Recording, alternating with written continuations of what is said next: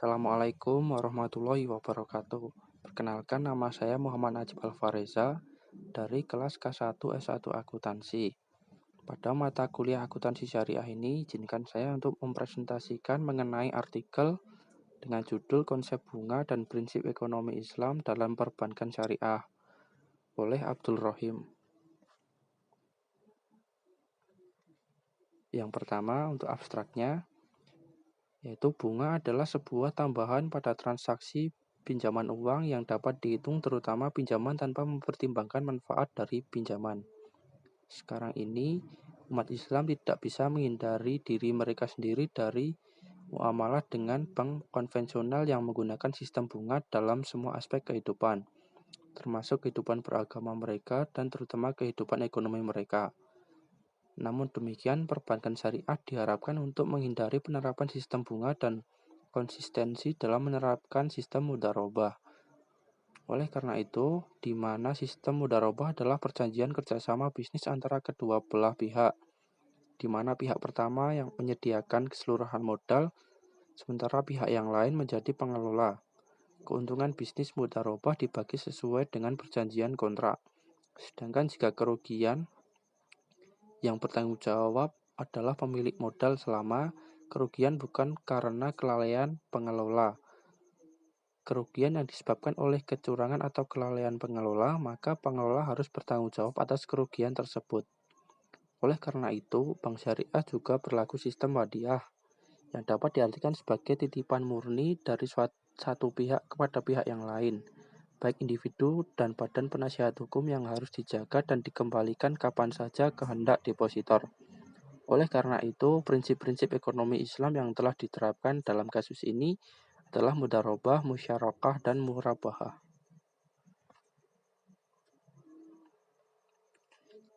Selanjutnya mengenai pendahuluan. Perkembangan pemikiran ekonomi Islam diawali sejak Nabi Muhammad SAW dipilih sebagai seorang rasul. Rasulullah SAW mengeluarkan sejumlah kebijakan yang menyangkut berbagai hal yang berkaitan dengan penyelenggaraan hidup masyarakat, selain masalah hukum, politik, dan juga masalah perniagaan atau ekonomi. Masalah-masalah ekonomi umat menjadi perhatian Rasulullah SAW karena masalah ekonomi merupakan pilar penyangga keimanan yang harus diperhatikan oleh seluruh masyarakat. Secara kontekstual, persoalan ekonomi pada masa Rasulullah SAW belum begitu kompleks. Secara mikro, praktek ekonomi yang dilakukan oleh Nabi dan para sahabat pada masa itu syarat dengan unsur economic justice dalam kerangka etika bisnis yang Qur'ani. Fenomena perekonomian dunia telah berubah dari waktu ke waktu, sesuai dengan perkembangan zaman dan perubahan teknologi informasi yang berkembang pesat. Banyak nilai-nilai baru yang dibentuk namun sulit untuk menentukan mana yang benar dan mana yang salah, sehingga terkadang membawa kebaikan namun ada kalanya menyesatkan. Globalisasi ekonomi yang diwarnai dengan bebasnya arus barang, modal, dan jasa serta perdagangan antar negara telah mengubah suasana kehidupan menjadi individualistik dan persaingan yang amat ketat. Hampir semua agama yang ada di dunia ini memberikan berbagai petunjuk kepada para penganutnya bagaimana cara yang baik dalam menjalankan kehidupan mereka di muka bumi ini. Dalam tataran perekonomian dunia telah terjadi pula kesenjangan ekonomi yang dialami oleh negara miskin dan negara kaya, serta munculnya jurang kesenjangan antara masyarakat miskin dan masyarakat kaya yang semakin besar.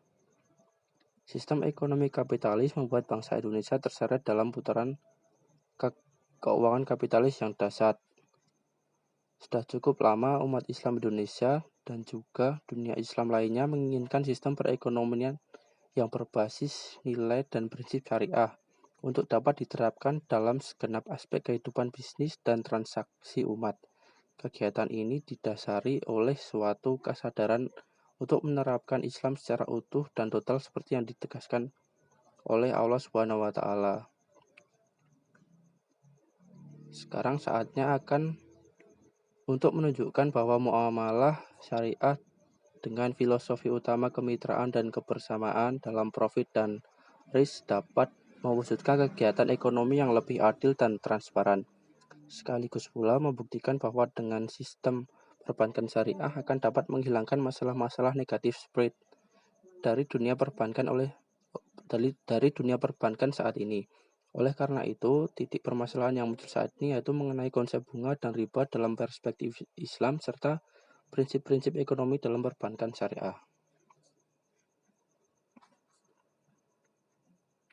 Selanjutnya mengenai konsep bunga dan riba dalam perspektif Islam. Dalam kehidupan seperti sekarang ini, umat Islam hampir tidak bisa menghindari diri dari bermuamalah dengan bank konvensional yang memakai sistem bunga dalam segala aspek kehidupannya, termasuk kehidupan agamanya, terutama dalam kehidupan ekonomi. Juga tidak bisa dipungkiri bahwa negara Indonesia belum bisa lepas dari bank-bank konvensional yang berorientasi pada bank-bank internasional dan tentunya menggunakan suku bunga dalam berbagai transaksi.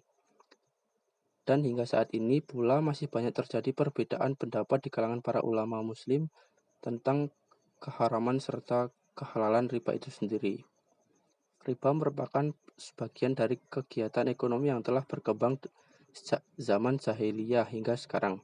Kehidupan masyarakat telah terbelenggu oleh sistem perekonomian yang membiarkan praktek bunga berbunga. Sistem pinjam meminjam yang berlandaskan bunga ini sangat menguntungkan kaum pemilik modal dan di sisi lain telah menjerumuskan kaum duafa pada kemelaratan. Hal ini secara keras ditentang atau dilarang oleh ajaran Islam yang dijelaskan pada Al-Quran dan hadis. Selanjutnya, dalam kajian ini akan dibahas mengenai bunga dan riba, apa yang dimaksud dengan bunga dan riba, macam-macam bunga dan riba, larangan riba, serta pendapat para ulama mengenai masalah bunga dan riba. Yang pertama mengenai pengertian bunga. Bunga adalah tambahan yang dikenakan dalam transaksi pinjaman uang yang diperhitungkan dari pokok pinjaman tanpa mempertimbangkan pemanfaatan pokok tersebut berdasarkan tempo waktu yang diperhitungkan secara pasti di muka dan pada umumnya berdasarkan persentase menurut Antonio tahun 2011.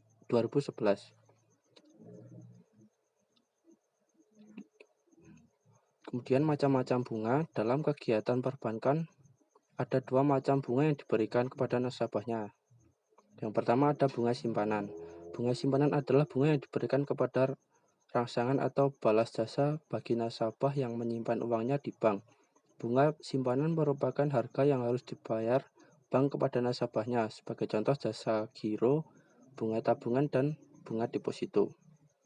Yang kedua, bunga pinjaman. Bunga pinjaman adalah bunga yang diberikan kepada para peminjam atau harga yang harus dibayar oleh nasabah peminjam kepada bank, sebagai contoh bunga kredit. Kedua macam bunga ini merupakan komponen utama faktor biaya dan pendapatan bagi bank konvensional. Bunga simpanan merupakan biaya dana yang harus dikeluarkan kepada nasabah, sedangkan bunga pinjaman merupakan pendapatan yang diterima dari nasabah. Baik bunga simpanan maupun bunga pinjaman masing-masing saling mempengaruhi satu sama lainnya. Selanjutnya mengenai pengertian riba. Riba secara bahasa bermakna al-ziyadah, yaitu tambahan. Sedangkan menurut istilah teknis, riba adalah pengambilan tambahan dari harta pokok atau modal secara batil. Riba juga dapat diartikan sebagai pengambilan tambahan baik dalam transaksi jual beli maupun pinjam meminjam secara batil yang bertentangan dengan prinsip muamalah dalam Islam, menurut Ali tahun 2008. Secara garis besar, riba dikelompokkan menjadi dua, masing-masing riba utang piutang dan riba jual beli. Riba utang piutang terbagi menjadi dua, yaitu yang pertama riba qard, yaitu suatu manfaat atau tingkat kelebihan tertentu yang disyaratkan terhadap yang berutang. Yang kedua riba jahiliyah, yaitu utang dibayar lebih dari pokoknya karena si peminjam tidak mampu membayar utangnya pada waktu yang ditetapkan. Sedangkan riba jual beli terbagi menjadi dua pula. Yang pertama riba fadl, pertukaran antara barang sejenis dengan kadar atau takaran yang berbeda, sedangkan barang yang dipertukarkan itu termasuk jenis barang ribawi. Yang kedua riba nasyiah, penangguhan, penyerahan atau penerimaan jenis barang ribawi yang dipertukarkan dengan jenis barang ribawi lainnya. Riba dalam nasiah muncul karena adanya perbedaan perubahan atau tambahan antara yang diserahkan saat ini dengan yang diserahkan kemudian. Selanjutnya adalah larangan riba. Di dalam Islam telah jelas disebutkan mengenai larangan riba yang terdapat dalam Al-Quran. Pada 4 kali penurunan wahyu yang berbeda-beda. Di antaranya yang pertama ada Quran Surat Ar-Rum ayat 39. Yang kedua ada Quran Surat An-Nisa ayat 161. Yang ketiga ada Quran Surat Ali Imran ayat 130-132. Dan yang keempat ada Quran Surat Al-Baqarah ayat 275-281. Pelanggaran riba dalam Islam tidak hanya merujuk pada Al-Quran, melainkan juga pada hadis. Hal ini sebagaimana posisi umum hadis yang berfungsi untuk menjelaskan lebih lanjut yang telah digariskan melalui Al-Quran. Pelanggaran riba dalam hadis lebih terperinci. Selanjutnya mengenai pendapat ulama tentang bunga dan riba. Menurut Majelis Tarjih Sidoarjo tahun 1968 memutuskan yang pertama, riba hukumnya haram dengan nas syarih Al-Quran dan As-Sunnah. Yang kedua, bank dengan sistem riba hukumnya haram dan bank dengan tanpa riba hukumnya halal. Yang ketiga, bunga yang diberikan oleh bank-bank milik negara kepada para nasabahnya atau sebaliknya yang selama ini berlaku termasuk perkara musyatabihat. Yang keempat, menyarankan kepada pimpinan pusat Muhammadiyah untuk mengusahakan terwujudnya konsepsi sistem perekonomian, khususnya lembaga perbankan yang sesuai dengan kaidah Islam. Kemudian ada pendapat dari Mufti Negara Mesir. Keputusan kantor Mufti Negara Mesir terhadap hukum bunga bank senantiasa tetap dan konsisten. Tercatat sekurang-kurangnya sejak tahun 1900 hingga 1989, memutuskan Mufti Negara Republik Arab Mesir memutuskan bahwa bunga bank termasuk salah satu bentuk riba yang diharamkan.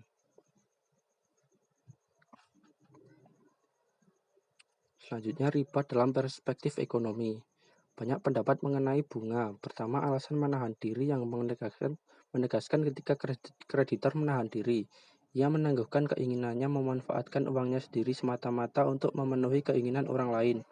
Namun dalam kenyataannya, kreditor hanya akan meminjamkan uang yang tidak ia gunakan sendiri atau uang yang berlebih dari yang ia perlukan. Dengan demikian, sebenarnya ia tidak menahan diri atas apapun.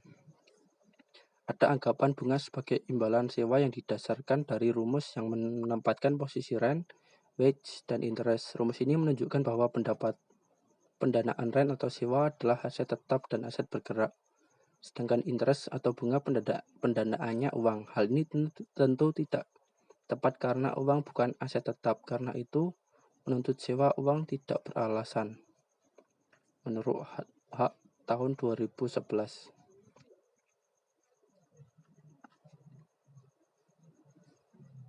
Selanjutnya, prinsip dasar perbankan syariah. Bank syariah memiliki fungsi intermediari, satu sisi menghimpun dana dari masyarakat yang kelebihan dana dan pada sisi lain menyalurkan dana kepada masyarakat yang membutuhkan dana berdasarkan prinsip-prinsip syariah.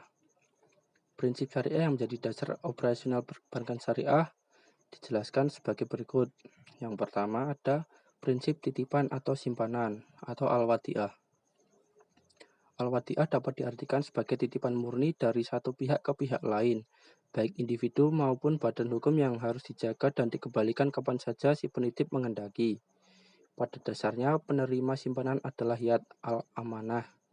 Artinya tidak bertanggung jawab atas kehilangan atau kerusakan yang terjadi pada aset titipan selama hal ini bukan karena kelalaian penerima dalam memelihara barang titipan.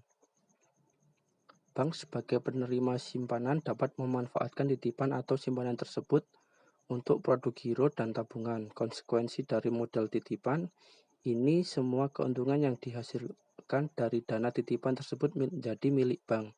Demikian juga bank adalah penanggung seluruh kemungkinan kerugian. Sebagai imbalan penyimpanan memperoleh jaminan keamanan terhadap asetnya juga fasilitas giro lainnya. Bank tidak dilarang untuk memberikan semacam intensif berupa bonus dengan catatan tidak disyaratkan sebelumnya dan jumlah tidak ditetapkan dalam nominal atau persentase secara advance, tapi merupakan kebijakan dari manajemen bank. Yang kedua, prinsip bagi hasil atau profit sharing. Di sini terdapat 3 prinsip. Yang pertama ada prinsip al-mudharabah. Secara teknis, al-mudharabah adalah akad kerjasama usaha antara dua pihak, di mana pihak pertama menyediakan seluruh modal, sedangkan pihak lain menjadi pengelola. Keuntungan usaha secara mudharabah dibagi menurut kesepakatan yang dituangkan dalam kontrak. Sedangkan apabila rugi ditanggung oleh pemilik modal selama kerugian tersebut bukan akibat kelalaian dari pengelola. Seandainya kerugian itu diakibatkan karena kecurangan atau kelalaian si pengelola, maka pengelola harus bertanggung jawab atas kerugian tersebut. Pola transaksi mudharabah biasanya diterapkan pada produk-produk pembiayaan dan pendanaan. Pada sisi penghimpunan dana, al-mudharabah diterapkan pada bunga dan deposito. Sedangkan pada sisi pembiayaan, mudharabah diterapkan pada pembiayaan modal kerja dan pembiayaan investasi. Dengan menempatkan dana dalam prinsip al-mudharabah, pemilik dana tidak mendapatkan bunga seperti halnya di bank konvensional, melainkan nisbah, bagian keuntungan. Dalam praktiknya, nisbah untuk tabungan berkisar 55-45% dari hasil investasi yang dilakukan oleh bank. Dalam hal bank konvensional, angka tersebut kira-kira setara dengan 11-12%. Kemudian yang kedua ada prinsip al-musyarakah. Dalam sistem ini terjadi kerjasama antara dua pihak atau lebih untuk suatu usaha tertentu. Para pihak yang kerjasama memberikan kontribusi modal. Keuntungan ataupun risiko usaha tersebut akan ditanggung bersama sesuai dengan kesepakatan. Al-musyarakah diimplementasikan pada perbankan syariah untuk pembiayaan investasi dan modal kerja. Secara konkret, bila nasabah memiliki usaha dan ingin mendapatkan tambahan modal, nasabah bisa menggunakan produk al-musyarakah ini. Inti dari pola ini adalah bank syariah dan nasabah secara bersama-sama memberikan kontribusi modal yang kemudian digunakan untuk menjalankan usaha. Porsi bank syariah akan diberlakukan sebagai penyertaan dengan pembagian keuntungan yang disepakati bersama. Kemudian prinsip yang ketiga ada prinsip al-murabahah. Akad al-murabahah adalah akad jual beli suatu barang pada harga asal dengan tambahan keuntungan yang nilainya disepakati kedua belah pihak. Penjual dalam hal ini harus memberi tahu agar produk yang ia beli dan menentukan suatu tingkat keuntungan sebagai tambahan. Aplikasi al-murabahah pada bank syariah adalah pada pembiayaan. Dalam hal ini bank syariah sebagai penjual dan nasabah sebagai pembeli. Misalnya seorang nasabah ingin membeli mobil secara angsur dan memohon pembiayaan kepada bank syariah. Bank syariah akan membeli mobil yang diinginkan nasabah terlebih dahulu, kemudian menjualnya lagi kepada nasabah. Tetapi karena bank syariah menanganinya dulu, maka pada saat menjual kepada nasabah, harganya sedikit lebih mahal karena sebagai bentuk keuntungan buat bank syariah. Karena bentuk keuntungan bank syariah sudah disepakati di depan, maka nilai cicilan yang harus dibayar nasabah relatif lebih tetap.